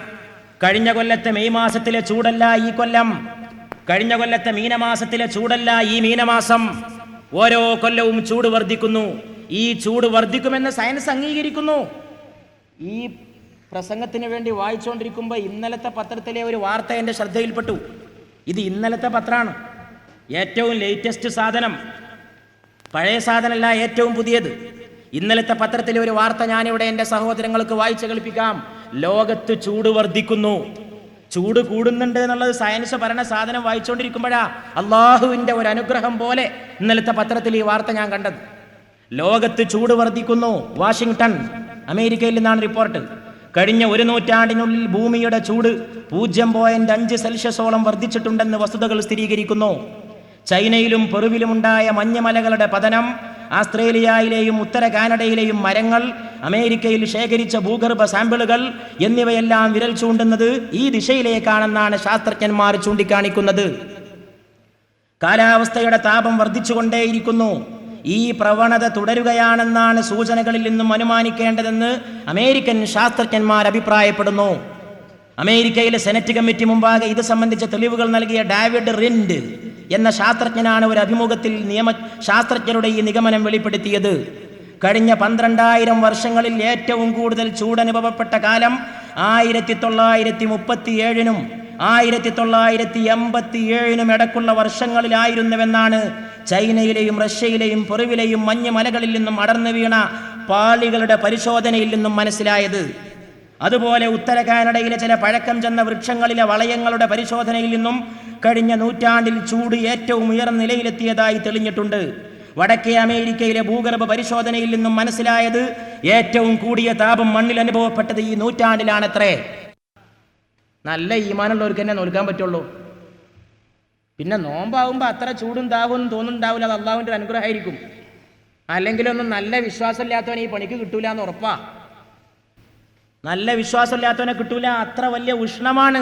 രാത്രി പോലും വിയർത്ത് കുളിക്കാണ്, രാത്രി പോലും വിയർത്ത് കുളിക്കുന്ന ചൂടാണ്. അപ്പൊ പ്രിയപ്പെട്ടവരെ, ചൂട് വർദ്ധിക്കുന്നു. ചൂട് വർദ്ധിച്ച് ആകാശത്തും ഭൂമിയിലും വെള്ളം തിളക്കാൻ ആവശ്യമായ ടെമ്പറേച്ചർ ഉണ്ടാകുമെന്ന് പോൾ ഡാവിസ് എന്ന ശാസ്ത്രജ്ഞൻ പറയുന്നു. വെള്ളം തിളക്കാൻ ആവശ്യമായ ചൂട് എന്ന് ബാക്കി ഞാൻ പറയണോ? വെറും വായുവിൽ വെള്ളാണ്ടി വെച്ചിട്ടുണ്ടെങ്കിൽ തിളക്കും. അത്ര വലിയ ചൂട് ഈ ഭൂമിയിൽ ഉണ്ടാവും, സയൻസാ പറയുന്നത്. ഇനി നിങ്ങളെ ഞാൻ ഖുർആനിലേക്ക് ക്ഷണിക്കുന്നു. പരിശുദ്ധ ഖുർആനിലെ ഒരായത്ത് നിങ്ങളെ ഞാൻ കേൾപ്പിക്കുന്നു. ഖിയാമത്തിനെ കുറിച്ച് പറയുന്നിടത്ത് അല്ലാഹു പറയുകയാണ്, യൗമ തകൂനുസ് സമാഉ കൽമുഹൽ, ആകാശം ചൂടുപിടിച്ച് ചെമ്പ് തകിട് പോലെ, ഉരുക്കിയ ചെമ്പിന്റെ തകിട് പോലെ ആകുന്ന ഒരു ദിവസമാണ് ഖിയാമ. ഇനി എന്താ അതിലപ്പുറം ഖിയാമത്തിനാണ്ട് തെളിവ് വേണോ? ഇനി എന്താ തെളിവ് വേണ്ടത്? വിശ്വസിക്കുന്നവരുണ്ടെങ്കിൽ വിശ്വസിക്കാൻ സമയമായിരിക്കുന്നു. ആകാശം ചൂടുപിടിച്ച് ഉരുക്കിയ ചെമ്പിന്റെ തകിട് പോലെ ആകുന്ന ദിവസം, യൗമ യകൂനുസ് സമാഉ കൽമുഹൽ, ഒരു മുഹല് പോലെ, ഉരുകിയ ചെമ്പ് പോലെ ആകാശം ആയിത്തീരുമെന്ന് ഖുർആൻ. ഞാൻ വിശദീകരിക്കാനൊന്നും നിൽക്കുന്നില്ല, സമയം പേടിച്ചിട്ട്. അടുത്ത പോയിന്റിലേക്ക് വരിക. നക്ഷത്രങ്ങൾ ഇന്നത്തെ പോക്ക് പോയിട്ട് ഒരു വലിയ പൊട്ടിത്തെറിക്കുള്ള സാധ്യതയുണ്ട് എന്ന് ശാസ്ത്രം പറയുന്നു. ആ പൊട്ടിത്തെറിക്ക് ശാസ്ത്രം പേരുവിട്ടിട്ടുണ്ട് ബിഗ് ക്രഞ്ച്, ഏറ്റവും വലിയ തകർച്ച. ഇതേനല്ലേ കൂട്ടരെ ഖിയാമത്ത് നാള്? ഇത് അറബിയിൽ ഖിയാമത്ത് നാൾ എന്ന് മുഹമ്മദ് മുസ്തഫ പറഞ്ഞു സല്ലല്ലാഹു അലൈഹി വസല്ലം. ആധുനിക ശാസ്ത്രജ്ഞൻ അവന്റെ ഇംഗ്ലീഷിൽ പറയുന്നു ദി ബിഗ് ക്രഞ്ച്. അത് വരാൻ പോവാണ്. രണ്ടും സരക്കൊന്നാണെന്ന് ചിന്തിക്കുന്നവർക്ക് മനസ്സിലാവും. അത് പറയുമ്പോൾ ഞാൻ എൻ്റെ സഹോദരങ്ങളെ ഓർമ്മപ്പെടുത്തുന്നു. കുട്ടികളെന്ന് സ്കൂളിൽ പഠിക്കുന്ന ഒരു സിദ്ധാന്തമുണ്ട്, കോളേജിലാണത് വിശദമായിട്ട് പഠിക്കുക. Big bang theory. Big bang theory എന്ന് പറഞ്ഞാൽ വലിയ പൊട്ടിത്തെറി സിദ്ധാന്തം. അതായത് ഇന്ന് ലോകമുണ്ടായത് ഒരു പൊട്ടിത്തെറിയിലൂടെയാണ്. ഭൂമി ഒരു കാലത്ത് സൂര്യന്റെ ഭാഗമായിരുന്നു, സൂര്യൻ പൊട്ടിത്തെറിച്ചു. സൂര്യന്റെ ഒരു കഷ്ണമായ ഭൂമി ഒരു ഭാഗത്ത് വന്ന് നിന്നു. അത് ചുട്ട് പഴുത്തിങ്ങനെ തിളക്കായിരുന്നു അന്ന്. പിന്നെ കാലാകാലത്തിലൂടെ സൂര്യന്റെ ആ കഷ്ണം തണുത്തിട്ടാണ് ഭൂമിയായത്. ആ ഭൂമി തണുത്തതിന് ശേഷമാണ് ജീവജാലങ്ങളൊക്കെ അതിലുണ്ടായത് എന്ന് പറയുന്ന സിദ്ധാന്തമാണ് ബിഗ് ബാങ് തിയറി, ഏറ്റവും വലിയ പൊട്ടിത്തെറി എന്ന സിദ്ധാന്തം. ആ ബിഗ് ബാങ് തിയറി ഉണ്ടാക്കിയ ശാസ്ത്രം ഇപ്പോൾ പറയുന്നു അന്ന് ബിഗ് ബാങ് ആണ് ഉണ്ടായതെങ്കിൽ ഇനി ഉണ്ടാകാൻ പോകുന്നത് ബിഗ് ക്രഞ്ച് എന്ന ഏറ്റവും വലിയ തകർച്ചയാണ് എന്ന് പറയുന്നു. സ്റ്റീഫൻ ഹോക്കിംഗ് എന്ന ഒരു ശാസ്ത്രജ്ഞനാണ് ഈ സിദ്ധാന്തത്തിന് ഉപജ്ഞാതാവ്. അദ്ദേഹമാണ് ഇതിന് ഏറ്റവും വലിയ പ്രചാരണം നൽകിയത്, സ്റ്റീഫൻ ഹോക്കിംഗ്. അദ്ദേഹം പറഞ്ഞതിന് ശേഷം പിന്നെ അതിനെക്കുറിച്ച് ധാരാളം പഠനങ്ങൾ നടന്നു. ആ ഏറ്റവും ഒടുക്കത്തെ പൊട്ടിത്തെറിയെക്കുറിച്ച്. ആ പൊട്ടിത്തെറിക്ക് ശേഷം എന്ത് സംഭവിക്കും ശാസ്ത്രജ്ഞന്മാർ ആലോചിച്ചുകൊണ്ടിരിക്കുകയാണ്. ചില ശാസ്ത്രജ്ഞന്മാർ ഒരു ചെറിയ അഭിപ്രായ വ്യത്യാസമായിട്ട് പറഞ്ഞു പൊട്ടിത്തെറി ഉണ്ടാവും എന്നുള്ളത് ഉറപ്പാണെങ്കിലും ആ പൊട്ടിത്തെറിയെ പ്രപഞ്ചം അതിജീവിക്കാനുള്ള സാധ്യതയുണ്ട്. അതായത് മുഴുവൻ തകരൂല, എങ്ങനെയെങ്കിലും ബാക്കിയായേക്കും. പക്ഷേ അതിനെ പ്രമുഖരായ ശാസ്ത്രജ്ഞന്മാർ ചോദ്യം ചെയ്തുകൊണ്ട് പറയുന്നു ഒരിക്കലും അതിജീവിക്കില്ല, അത് ശാശ്വതമായ അന്ത്യമാണ്, പിന്നെ ഒരു തിരിച്ചുവരവിന്റെ പ്രശ്നമില്ല, അതോടെ സകലം ഒടുങ്ങും. അതാണ് ബിഗ് ക്രഞ്ച് എന്ന് സ്റ്റീഫൻ ഹോക്കിംഗ് അടക്കമുള്ള ശാസ്ത്രജ്ഞന്മാർ നമ്മോട് പറയുന്നു. കുല്ലു മൻ അലൈഹാ ഫാൻ വയബ്ഖാ വജ്ഹു റബ്ബിക ദുൽ ജലാലി വൽ ഇക്റാം. സകലം തകർന്ന് കുല്ലു മൻ അലൈഹാ ഫാൻ, അതിലുള്ളതെല്ലാം നശിക്കും. വയബ്ഖാ വജ്ഹു റബ്ബിക, നിന്റെ റബ്ബിന്റെ അസ്തിത്വം മാത്രം ബാക്കിയാകും. ദുൽ ജലാലി വൽ ഇക്റാം, മഹത്വവും ഉദാരതയും നിറഞ്ഞ, മഹത്വവും ബഹുമാന്യതയും നിറഞ്ഞ നിന്റെ റബ്ബിന്റെ അസ്തിത്വമല്ലാതെ മറ്റൊന്നും ബാക്കിയാകാത്ത വിധം എല്ലാം നശിക്കും, എല്ലാം തകരും, എല്ലാം അവസാനിക്കുമെന്ന് സൂറത്തുർ റഹ്മാനിൽ അല്ലാഹു പറയുകയാണ്. ആ സൂറത്തുർ റഹ്മാനല്ലേ ഇടക്കിടക്ക് ഇങ്ങനെ ഫബി അയ്യി ആലാഇ റബ്ബികുമാ തുകദ്ദിബാൻ, ഫബി അയ്യി ആലാഇ റബ്ബികുമാ തുകദ്ദിബാൻ. അതിലധികം ആയത്തും ഖിയാമത്ത് നാളിനെ കുറിച്ച് പറയാനാണ്.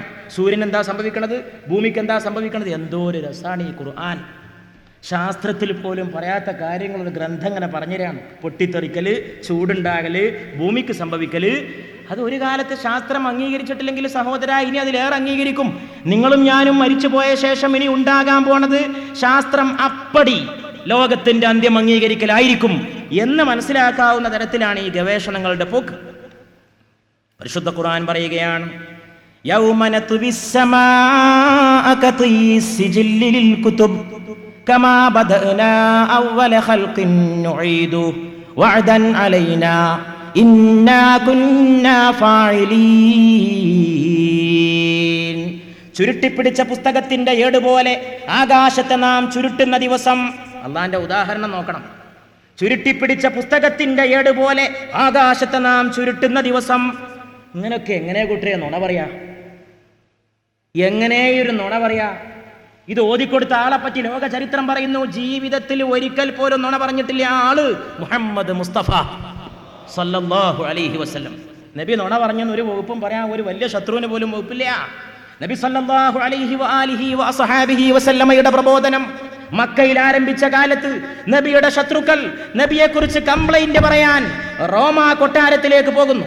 ഞങ്ങളുടെ നാട്ടിലൊരു പ്രവാചകൻ ഉണ്ടായിട്ടുണ്ട്, പുതിയ ഒരുപാട് സിദ്ധാന്തങ്ങളുമായി വന്നിരിക്കുന്നു, പഴയ ദൈവങ്ങളെ തള്ളിപ്പറയുന്നു, ഒരു ഏകദൈവമുണ്ടെന്ന് പറയുന്നു, മരണശേഷം ഒരു പരലോകമുണ്ടെന്ന് പറയുന്നു, വ്യഭിചാരം പാടില്ലെന്ന് പറയുന്നു, മദ്യപിക്കരുത് എന്ന് പറയുന്നു.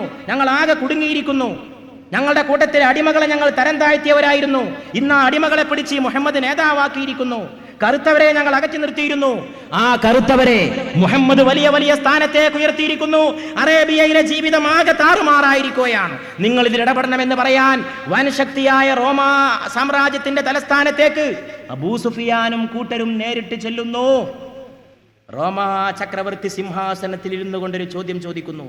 ഏയ് ഒന്ന് ചോദിച്ചോട്ടെ, എന്താ ഇയാളെ പേര്? മുഹമ്മദ്. എന്തായിരുന്നു വാപ്പാന്റെ പേര്? അബ്ദുള്ള. എന്തായിരുന്നു ഉമ്മയുടെ പേര്? ആമിന. ആലോചിച്ച് തലക്കിങ്ങനെ കൈ കൊടുത്തിട്ട് റോമൻ ചക്രവർത്തി ചോദിച്ചതായിട്ട് ലോക ചരിത്രം എഴുതി വെക്കുന്നു. ഈ ആൾ ഇതൊക്കെ പറഞ്ഞു എന്ന് പറഞ്ഞല്ലോ, ഈ ആള് നുണ പറയുന്ന ആളാണോ? നുണ പറയാറുണ്ടായിരുന്നോ ഇതിനു മുമ്പ്? ഈ സിദ്ധാന്തം 40-ാമത്തെ വയസ്സിൽ പറയാൻ തുടങ്ങിയെന്ന് പറഞ്ഞില്ലേ? വഹയി കിട്ടിയെന്ന് പറയാൻ തുടങ്ങിയെന്ന് പറഞ്ഞില്ലേ? അതിനു മുമ്പ് എപ്പോഴെങ്കിലും നുണ പറഞ്ഞിട്ടുണ്ടോ? അബൂ സുഫിയാൻ എന്ന കൊടിയ ശത്രു, അല്ലാഹുവിന്റെ റസൂലിന്റെ ഏറ്റവും വലിയ ശത്രു, റോമാ സാമ്രാജ്യത്തിന്റെ തലസ്ഥാനത്തിരുന്നു കൊണ്ട് പറയുന്നു, അത് ഞങ്ങൾ പറയാം, ഈ മനുഷ്യൻ ഞങ്ങളുടെ ഏറ്റവും വലിയ ശത്രുവാണെങ്കിലും ഒരിക്കലും നുണ പറഞ്ഞിട്ടില്ല, ഒരിക്കലും നുണ പറഞ്ഞിട്ടില്ല. നുണ ആ മനുഷ്യനെ പറ്റി ചിന്തിക്കാൻ പോലും സാധ്യമല്ല എന്ന് ആരാണ് പറയണത്? നബിയുടെ അനുയായിയല്ല. നബിയെ കൊല്ലാൻ, നബിയെ നാട് കടത്താൻ, നബിയെ കല്ലെറിയാൻ, നബിയെ തൂക്കിലേറ്റാൻ ഒരു വഴിയുണ്ടോ എന്നാലോചിച്ച് നടന്ന അബൂ സുഫിയാൻ എന്ന കൊടിയ ശത്രു റോമൻ ചക്രവർത്തിക്ക് സർട്ടിഫിക്കറ്റ് കൊടുക്കുന്നു, മുഹമ്മദ് സത്യസന്ധനാണ്. ഞങ്ങൾക്ക് എതിർപ്പുണ്ടത് വേറെ കാര്യം, പക്ഷെ ആള് നുണ പറയുന്ന ആളല്ല. സല്ലല്ലാഹു അലാ മുഹമ്മദ് സല്ലല്ലാഹു അലൈഹി വസല്ലം, സല്ലല്ലാഹു അലാ മുഹമ്മദ് സല്ലല്ലാഹു അലൈഹി വസല്ലം, അല്ലാഹുമ്മ സല്ലി അലാ മുഹമ്മദ് യാ റബ്ബി സല്ലി അലൈഹി വസല്ലിം. എൻ്റെ പ്രിയപ്പെട്ട സഹോദരന്മാരെ, അതുകൊണ്ട് ഈ ഗ്രന്ഥം ഓതിത്തന്ന നബി കള്ളം പറയുമെന്ന് 20-ാം നൂറ്റാണ്ടിൽ ആര് പറഞ്ഞാലും അത് നുണയാണ്. കാരണം നബി ജീവിച്ചിരുന്ന കാലത്തെ ഏറ്റവും വലിയ ശത്രു പറഞ്ഞിട്ടുണ്ട് നബി നുണ പറയില്ല. പിന്നെ എങ്ങനെ നീ പറയാ? നീ നബി ജീവിച്ചിരുന്ന കാലത്ത് നീ ജീവിച്ചിട്ടില്ല. നീ ജീവിക്കണ നൂറ്റാണ്ട് 14 കഴിഞ്ഞിട്ടാണ്. നബി വഫാത്തായിട്ട് നൂറ്റാണ്ട് 14 കഴിഞ്ഞു. നബി ജീവിച്ചിരുന്ന ഒരു ചരിത്രത്തിൽ തന്നെ പറയണത്, ഈ ചരിത്രം എങ്ങനെ എഴുതി വെക്കണം എന്ന് പറയുന്നൊരു ശാസ്ത്രമുണ്ട്, ഹിസ്റ്റോറിക്കൽ മെത്തേഡ്. ചരിത്രം എങ്ങനെ എഴുതി വെക്കണം, ചരിത്ര രചനാ ശാസ്ത്രം. അതിൽ പറയണത് ഒരു വ്യക്തിയെ പറ്റി വിധി കൽപ്പിക്കേണ്ടത് ചരിത്ര പുരുഷനാണെങ്കിൽ അയാൾ മരണപ്പെട്ടു പോയിട്ട് പിന്നെ ജീവിക്കണവരല്ല, അയാളുടെ കാലഘട്ടത്തിൽ സമകാലികന്മാരായി ജീവിച്ചവരുടെ അഭിപ്രായമാണ് അയാളെ പറ്റി മുഖവിലക്കെടുക്കേണ്ടത് എന്നാണ്. ഇന്നത്തെ ആളല്ല. ഗാന്ധിജിയെ പറ്റി ഇന്ന് എൻ്റെ അഭിപ്രായമല്ല വിലമതിക്കേണ്ടത്. ഗാന്ധിജി ജീവിച്ച കാലത്ത് ഗാന്ധിജിയുടെ നാട്ടുകാരായ ഇന്ത്യക്കാര് ഗാന്ധിജിയെ പറ്റി എന്ത് പറഞ്ഞു? ഒരു നല്ല നേതാവായിരുന്നു, ഒരു നല്ല രാഷ്ട്രീയക്കാരനായിരുന്നു, സത്യസന്ധനായിരുന്നു എന്നൊക്കെയാണ് ഗാന്ധിജിയെ പറ്റി അന്നത്തെ ഇന്ത്യക്കാർക്കുള്ള അഭിപ്രായം. എങ്കിൽ അതാണ് ശരി. ഗാന്ധിജിയെ ഇന്ന് കള്ളെന്ന് വിളിക്കാൻ ന്യായമില്ല. കാരണം ഗാന്ധിജി ജീവിച്ച കാലത്തെ ഇന്ത്യക്കാർ, ഗാന്ധിജിയുടെ സമകാലക്കാർ ഗാന്ധിജിയെ അങ്ങനെയാണ് കണ്ടത്. ഒരു മനുഷ്യനെ വിധി കൽപ്പിക്കേണ്ടത് ആ മനുഷ്യന്റെ കാലഘട്ടത്തിലെ സാക്ഷികളെ വെച്ചിട്ടാണ്. എങ്കിൽ അബൂ സുഫിയാൻ എന്ന അനുയായിയുടെ എല്ലാ ശത്രുവിന്റെ വിധി മുഹമ്മദുർ റസൂലുള്ളാഹി സ്വല്ലല്ലാഹു അലൈഹി വആലിഹി വസഹബിഹി വസല്ലമയുടെ കാര്യത്തിൽ നമുക്ക് സ്വീകരിക്കണ്ടേ? റസൂൽ ഓതിക്കൊടുത്ത ഖുർആനിൽ പറയാണ്, നാം ഗ്രന്ഥത്തിന്റെ ഏടുകൾ ചുരുട്ടുന്ന മാതിരി ആകാശത്തെ ചുരുട്ടുന്ന ദിവസമാണ്. എന്നിട്ടോ എൻ്റെ സഹോദരന്മാരെ, നിങ്ങൾ ശരിക്കും ശ്രദ്ധിക്കണം, ഇതിലെ ഓരോ വാക്കും നിങ്ങൾ ശ്രദ്ധിക്കണം. കമാ ബദഅനാ അവ്വല ഖൽഖിൻ, ആദ്യം നമ്മൾ സൃഷ്ടി തുടങ്ങിയില്ലേ, അതേമാതിരി നുഈദുഹു, അതിലേക്ക് നമ്മൾ വീണ്ടും മടക്കും. ആദ്യം നമ്മൾ സൃഷ്ടി തുടങ്ങിയ ആ അവസ്ഥയിലേക്ക് ഈ ആകാശഭൂമികളെ തിരിച്ചുകൊണ്ട് പോകും. ഞാൻ നേരത്തെ പറഞ്ഞു, ശാസ്ത്രം എന്താ പറയണത്? സിംഗുലാരിറ്റിയിൽ നിന്ന് തുടങ്ങി സിംഗുലാരിറ്റിയിലേക്ക് പ്രപഞ്ചം തിരിച്ചു പോകുമെന്നാണ് ശാസ്ത്രത്തിന്റെ പുതിയ കണ്ടുപിടുത്തം. ഖുർആൻ പറയുന്നു തുടങ്ങിയിടത്തേക്ക് നമ്മൾ തിരിച്ചുകൊണ്ടുപോകും. ഖുർആൻ പറഞ്ഞത് ശാസ്ത്രം എങ്ങനെ അംഗീകരിക്കുന്നുവെന്ന് എൻ്റെ സഹോദരന്മാർ ആലോചിക്കണം. ഖുർആൻ, പരിശുദ്ധ ഖുർആൻ ഈ കാര്യം മുന്നിൽ വെച്ചുകൊണ്ട് പറയുന്നു, നിങ്ങളെ നമ്മൾ വിചാരണ ചെയ്യാൻ പോവുകയാണ്. സനുഫ്രിഗു ലക്കും അയ്യുഹ ത്തഖലാൻ, ഫബിഅയ്യി ആലാഇ റബ്ബികുമാ തുകദ്ദിബാൻ സനുഫ്രിഗു ലക്കും അയ്യുഹസ്സഖലാൻ. ഭൂമിയുടെ 2 ഭാരങ്ങളെ നിങ്ങളെ വിചാരണ ചെയ്യാൻ ഞാൻ ഒഴിഞ്ഞു വരാൻ പോവുകയാണ്. അല്ലാഹ് പറയാണ്, ഭൂമിയുടെ 2 ഭാരങ്ങളെ നിങ്ങളെ വിചാരണ ചെയ്യാൻ ഞാൻ ഒഴിഞ്ഞു വരാൻ പോവാണ്. എനിക്ക് വേറെ പണിയുണ്ട്. ഖുർആനിൽ അള്ളാഹിനെ പറ്റി പറഞ്ഞ രസകരമായൊരു സംഗതി എന്താണെന്നറിയോ? അള്ളാഹ്ക്ക് 1 മിനിറ്റ് ഒഴിവില്ല എന്നുള്ളതാണ്. 1 സെക്കൻഡ് ഒഴിവില്ലാത്തൊരു ദൈവത്തെയാണ് ഇസ്ലാം പരിചയപ്പെടുത്തുന്നത്. വേറെ ചില മതങ്ങളിൽ പറഞ്ഞത് സൃഷ്ടി കഴിഞ്ഞിട്ട് ദൈവം ഉറങ്ങാൻ പോയി എന്നാണ്. അങ്ങനെ പറഞ്ഞൊരു മതമുണ്ട്, സൃഷ്ടി കഴിഞ്ഞിട്ട് ഉറങ്ങാൻ പോയി, ഇപ്പോഴും ഉറക്കാണ്. ഖുർആൻ പറയുന്നു കുല്ലു യൗമിൻ ഹുവ ഫീ ശഅൻ, എല്ലാ ദിവസവും ഓന് പണിയുണ്ട്. ആ പറഞ്ഞതിന്റെ പച്ച മലയാളം അതാണ്. കുല്ല യൗമിൻ ഹുവ ഫീ ശഅൻ, എല്ലാ ദിവസവും ഓരോ പുതിയ കാര്യത്തിലാണ്. ഒന്നുണ്ടാക്കുക, ഒരു നക്ഷത്രം, ഒരു ഉദയം, ഒരു അസ്തമയം. അതിൻ്റെ ഇടയിൽ അല്ലാഹ് പറയാണ് സനുഫ്രിഗു ലക്കും അയ്യുഹസ്സഖലാൻ, ഞാൻ ഒഴിവായിട്ട് വരുന്നുണ്ട് നിങ്ങളെ 2 കൂട്ടരെയും വിചാരണ ചെയ്യാൻ. 2 കൂട്ടർ, ഒന്ന് മനുഷ്യവർഗവും ഒന്ന് ജിന്നുവർഗവുമാണ്. നിങ്ങളെ 2 കൂട്ടരെയും വിചാരണ ചെയ്യാൻ ഞാൻ ഒഴിഞ്ഞു വരുന്നുണ്ട്, കാത്തിരുന്നോ, എൻ്റെ പണിയാണ്ട് തീർന്നോട്ടെ എന്ന് അല്ലാഹു സുബ്ഹാനഹു വ തആല പറയാൻ. ആ പ്രയോഗമൊക്കെ നോക്കണം. ഈ പണിന്നൊക്കെ ഒഴിഞ്ഞിട്ട് ഞാൻ വരുന്നുണ്ട്, നിങ്ങളവിടെ നിന്നോ. അപ്പോൾ ഈ ജിന്നുവർഗം എന്താണെന്നൊക്കെ ആലോചിക്കും. സയൻസ് പറയണത് ആകാശഗോളങ്ങളിൽ നല്ല ചൂടുള്ള ചില ജീവികൾ ജീവിച്ചിരിക്കാനുള്ള സാധ്യത ഉണ്ട് എന്നാണ്. നല്ല ചൂടുള്ള ജീവികൾ, അതായത് തിളക്കണ വെള്ളമുള്ള ചൂടുള്ള സ്ഥലത്ത് വരെ ജീവിക്കാൻ, വെള്ളം തിളക്കാൻ ആവശ്യമായ ടെമ്പറേച്ചറുള്ള സ്ഥലങ്ങളുണ്ട് ആകാശത്ത്, അവിടെ വരെ ജീവിക്കാൻ കഴിയുന്ന ജീവികളുണ്ട് എന്ന് ശാസ്ത്രം പറയുന്നു. ഖുർആൻ പറഞ്ഞ് ജിന്നിനെ നമ്മൾ ഉണ്ടാക്കിയത് തീയിൻ്റെ ജ്വാലയിൽ നിന്നാണ്. ജിന്നിനെ നമ്മൾ സൃഷ്ടിച്ചത് തീജ്വാലയിൽ നിന്നാണ് എന്ന് ഖുർആൻ. ശാസ്ത്രം പറയുന്നു നല്ല ചൂടിലും ജീവിക്കാൻ കഴിയുന്ന ചില ജീവികൾ ആകാശഗോളങ്ങളിൽ ഉണ്ടാകാൻ സാധ്യതയുണ്ട്.